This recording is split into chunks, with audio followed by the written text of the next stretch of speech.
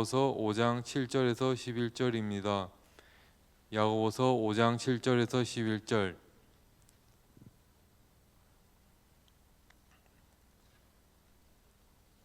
다 찾으신 줄 알고 다 같이 합독하겠습니다.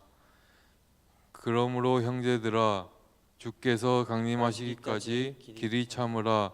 보라, 농부가 땅에서 나는 귀한 열매를 바라고 길이 참아 이른 비와 늦은 비를 기다리나니 너희도 길이 참고 마음을 굳게 하라. 주의 강림이 가까우니라. 형제들아, 서로 원망하지 말라. 그리하여야 심판을 면하리라. 보라, 심판주가 문 밖에 서 계시니라. 형제들아, 주의 이름으로 말한 선지자들을 고난과 오래 참음의 본으로 삼으라. 보라, 인내하는 자를 우리가 복되다 하나니 너희가 욥의 인내를 들었고 주께서 결말을 보았거니와 주는 가장 자비하시고 긍휼히 여기는 이시니라. 아멘.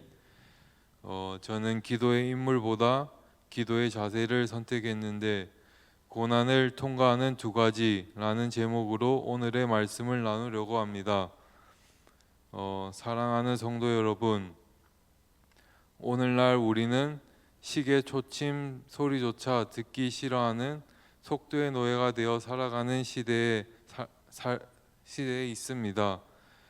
주문한 물건은 다음날 새벽에 와야 만족하고 1분 안에 도착하지 않는 엘리베이터 앞에서 초조해하며 인터넷 속도가 조금만 느려져도 마치 큰 손해를 본 것처럼 생각합니다. 우리의 일상 자체가 당장 바로 빨리빨리라는 외침으로 가득 차 있습니다. 우리는 기다리는 마음을 잃어버린 시대, 오래 참이 훌륭함이 아닌 마치 능력이 없는 것처럼 보이는 시대를 살고 있습니다. 그런데 이 세상이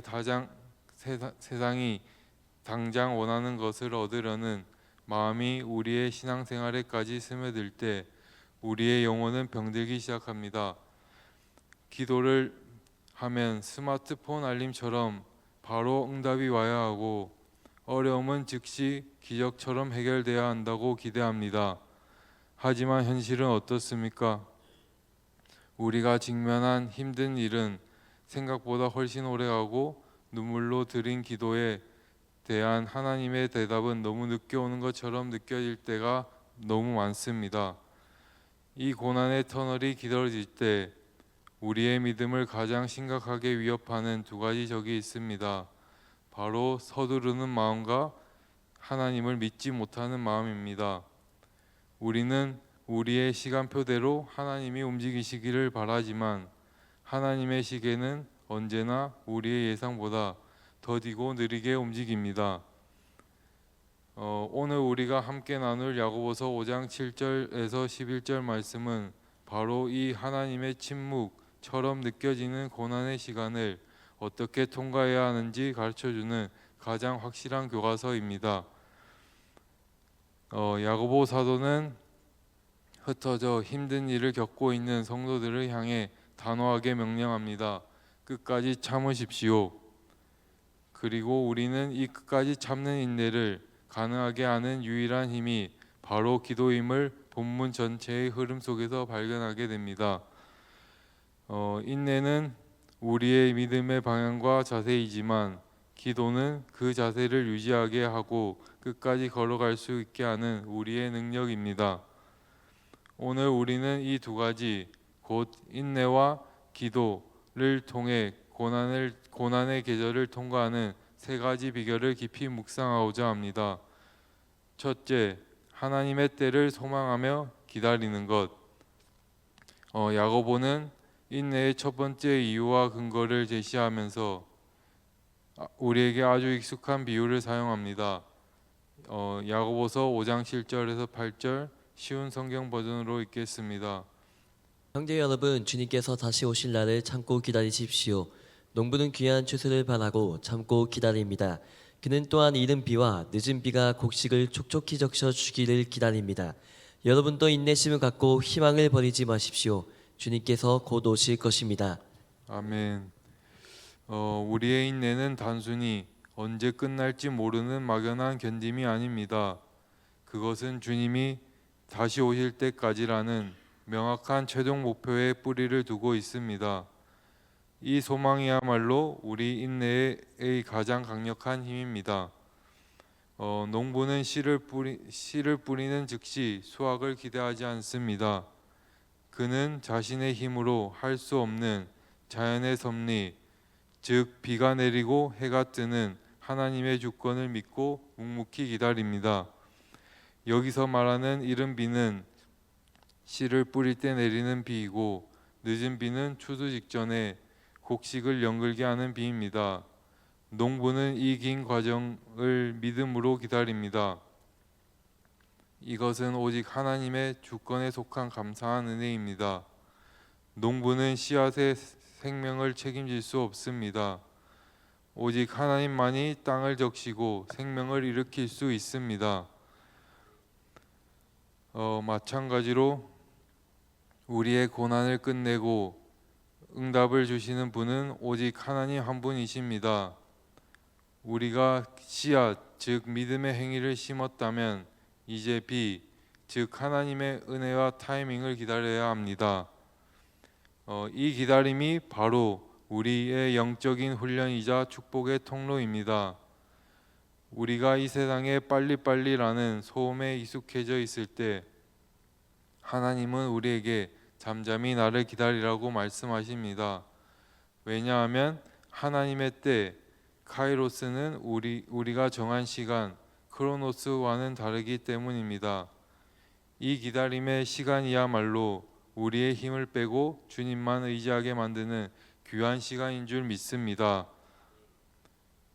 우리가 지금 겪는 힘든 일이 바로 인내를 낳고 그 인내가 우리의 성품을 다듬어 결국 소망을 완성하는 귀한 재료가 된다는 것입니다. 농부가 늦은 비를 기다리듯 우리는 이 고난이 아름다운 열매가 될 때까지 포기하지 않고 기다려야 합니다. 이 인내의 최종 목적지는 결코 실망이 아닙니다. 이 세상의 모든 일에는 하나님이 정하신 완벽한 때가 있습니다. 우리가 이 진리를 붙들 때 왜 내게만 이런 일이? 라는 의문 대신 하나님께서 이 고난을 통해 반드시 아름다운 열매를 맺게 하실 때가 있다는 확신을 가질 수 있습니다. 우리의 서두르는 마음과 불안함을 내려놓고 하나님께서 정하신 그 완벽한 때에 늦은 비와 이른 비처럼 응답과 회복의 은혜를 내려주시기를 진심으로 기도하며 기다려야 합니다. 여러분도 인내심을 갖고 희망을 버리지 마십시오. 이 명령은 기도 없이는 절대 불가능합니다. 우리의 마음은 환경의 작은 바람에도 쉽게 흔들리는 갈대와 같지만 기도를 통해 하나님의 주권을 인정하고 그 은혜의 때를 기다릴 때 우리의 마음은 마치 반석 위에 세워진 듯 굳게 설 수 있습니다. 인내는 기도로 단단해진 마음의 열매입니다. 두 번째, 원망 대신 인내로 관계를 지키는 것. 우리의 인내가 무너지고 폭발하는 가장 흔한 현장은 바로 가장 가까운 관계 속입니다. 고난이 길어지면 우리는 이 고통의 책임을 다른 사람의 탓으로 돌리려 합니다. 야고보는 여기에 대해 너무 단호한 경고를 던집니다. 야고보서 5장 9절 쉬운 성경으로 읽겠습니다. 형제 여러분, 서로에게 불평하지 마십시오. 서로 원망하고 있으면 심판을 면하기 어렵습니다. 심판하실 분이 문 앞에 와 계십니다. 아멘. 여기서 사용된 불평은 단순히 입 밖으로 나오는 말만 의미하지 않습니다. 헬라어 스테나제테는 속으로 끙끙 앓다, 가슴을 치며 탄식하다라는 뜻입니다. 즉 원망은 말로 나오기 전에 이미 우리 마음속에서부터 다른 형제자매를 향한 비난과 판단을 하는 행위입니다. 이 불평은 기도의 힘을 잠식하고 공동체의 사랑을 파괴합니다. 야고보 사도는 앞선 3장에서 우리의 혀가 얼마나 무서운 불씨가 될 수 있는지 이미 경고했습니다. 우리가 교회에서 하나님을 찬양하고 뒤돌아서는 형제를 원망한다면 그것은 모순입니다.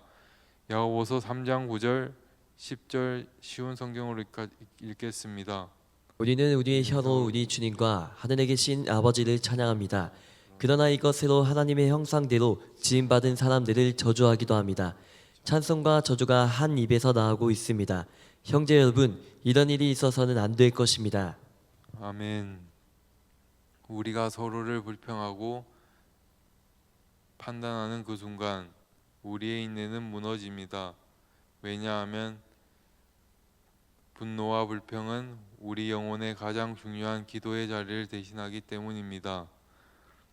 기도가 멈춘 그 자리에는 불신과 미움이 자라나며 우리의 마음은 딱딱하게 굳어져 더 이상 참을 수 있는 여지를 잃게 됩니다. 야고보 사도는 심판하실 분이 문 앞에 와 계십니다라고 경고합니다. 이 경고는 우리에게 거룩한 멈춤을 요구합니다. 누군가를 향한 비난이나 불평의 말이 입술 끝에 맴돌 때 우리는 즉시 그 말을 뱉는 대신 기도로 전환해야 합니다. 주님의 임재 앞에서 우리의 혀는 침묵해야 합니다. 우리가 심판받을 자격 없듯이 우리에게 다른 형제 자매를 심판할 고난이 없습니다. 우리가 남을 판단하는 그 잣대로 결국 우리 자신이 하나님 앞에 서게 될 것이기 때문입니다. 우리는 모두 하나님의 은혜가 필요한 죄인들입니다. 내가 용서받은 자임을 기억한다면 우리는 불평 대신 사랑으로 서로의 허물을 덮어주어야 합니다. 인내는 내가 원하는 것을 말하지 않을 때 시작되고 그 침묵을 기도로 채울 때 완성됩니다. 인내하며 기도한다는 것은 원망과 판단 대신 다른 사람을 위한 기도를 택한다는 의미입니다.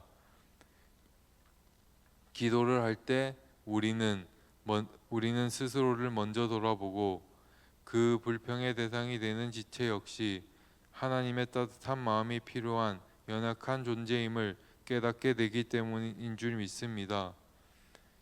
인내는 용서와 중보 기도를 통해 공동체의 거룩함을 지켜내는 관계적 성숙입니다. 하나님의 따뜻한 마음을 끝까지 신뢰하는 것. 야고보는 우리의 인내가 단순히 할 수 있다는 자기 최면이나 억지로 버티는 것이 아님을 강조합니다. 그는 과거 하나님의 역사 속 이미 증명된 진리, 즉 믿음의 선배들이 걸어간 길을 보여주며 우리에게 확신을 줍니다. 야고보서 5장 10절에서 11절 쉬운 성경으로 읽겠습니다. 형제 여러분, 주님의 말씀을 전하던 예언자들을 본받으십시오.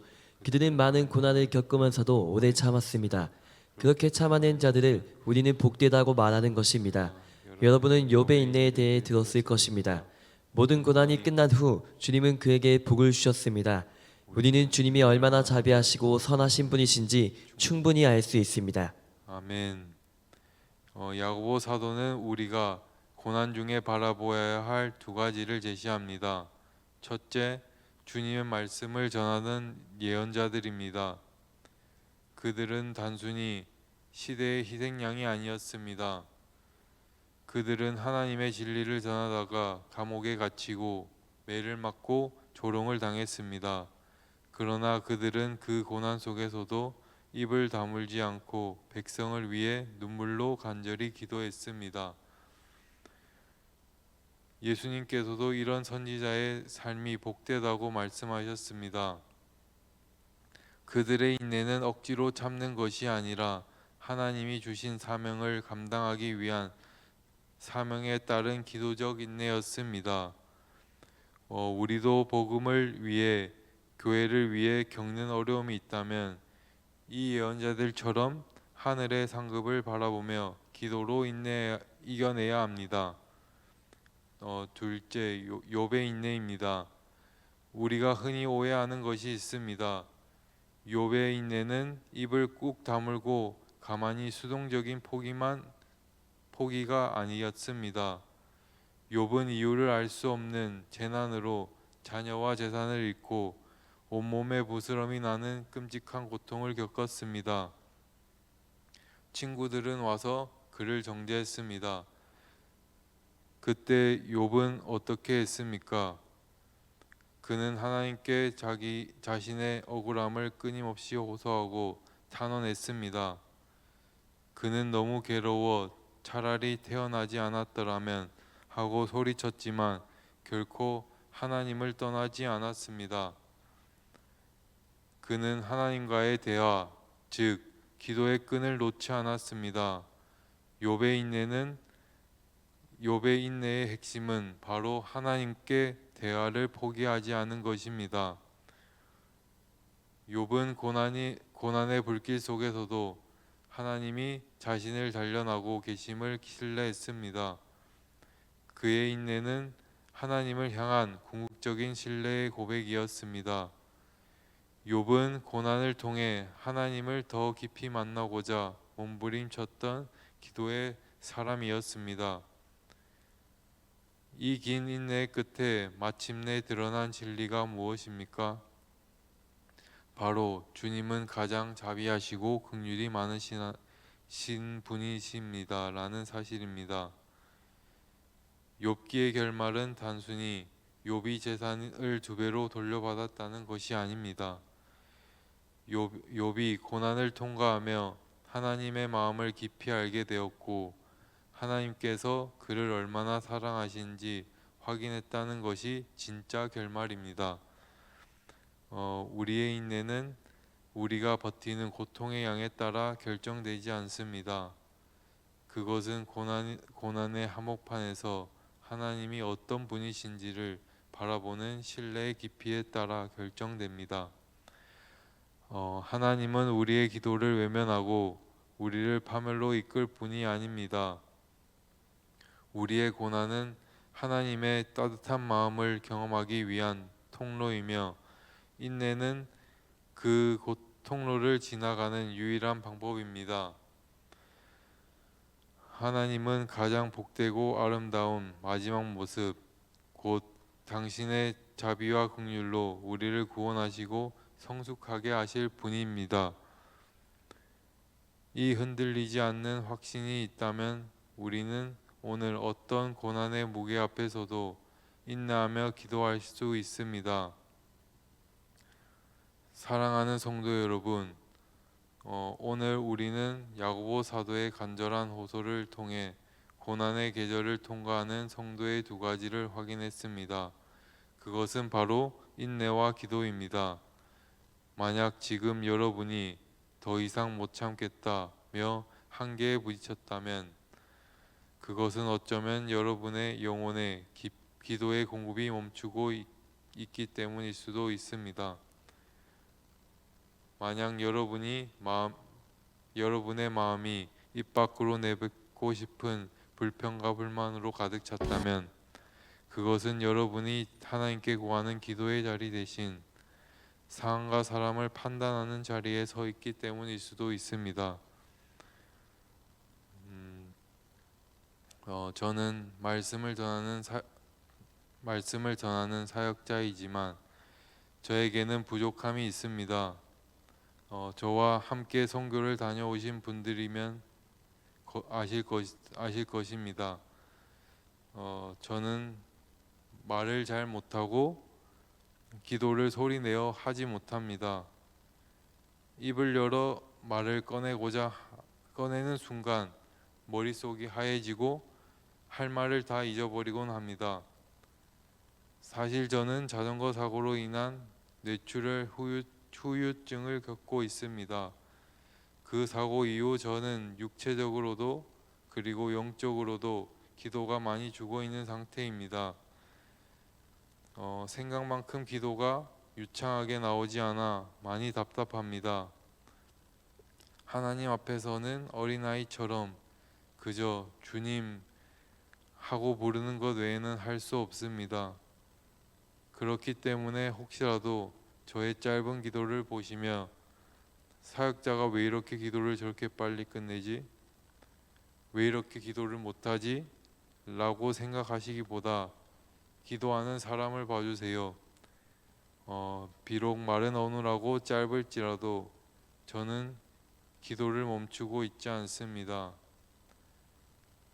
제가 우반신 마비로 휠체어에서 일어났던 것처럼 넘어졌어도 다시 일어나고 더디더라도 주님의 때를 바라보며 저만의 방식으로 인내와 기도의 훈련을 계속하고 있다는 사실입니다. 이것이 바로 신앙생활의 진정한 모습이 아닐까요? 우리는 고난 앞에서 흔들리지 않는 완벽한 사람이 아닙니다. 우리는 매일 넘어지고 매일 말실수하고 매일 조급해하며 하는 연약한 사람들입니다. 하지만 우리가 포기하지 않고 다시 무릎 꿇고 기도할 때 우리의 그 연약함 속에서 오히려 주님의 강한 능력이 나타나는 줄 믿습니다. 제가 기도를 잘해서 이 자리에 선 것이 아니라 기도가 필요해서 서 있는 것처럼 말입니다. 사랑하는 성도 여러분, 그러므로 인내하며 기도하십시오. 내 힘으로 할 수 없는 영역은 인정하고 하나님의 때, 이른 비와 늦은 비를 잠잠히 기다리며 기도하십시오. 야고보 사도의 최종 선언을 다시 한번 마음에 깊이 새깁니다. 야고보서 11장 전반부 말씀. 그렇게 참아낸 자들은 복되다고 우리는 복되다고 말하는 것입니다. 사역자분들과 반주자께서는 등단해 주시면 감사하겠습니다. 오늘 하루 우리의 삶의 아주 작은 영역에서 이 인내와 기도의 훈련을 시작한다면 어떨까요? 가정이나 직장에서 누군가를 향한 날선 비판과 불평의 말이 튀어나오려 할 때 그 즉시 입술을 꽉 닫고 그 사람을 위해 주님, 저 영혼을 불쌍히 여겨주십시오 라는 중보기도를 단 한마디라도 해보십시오. 이 순간의 기도가 우리의 죽어가는 영혼을 살리고 우리를 삼키려 드는 고난을 승리로 이끌 것입니다. 인내와 기도라는 이 두 가지를 잘 실천하길 바라며 예수 그리스도의 이름으로 간절히 축복합니다. 아멘.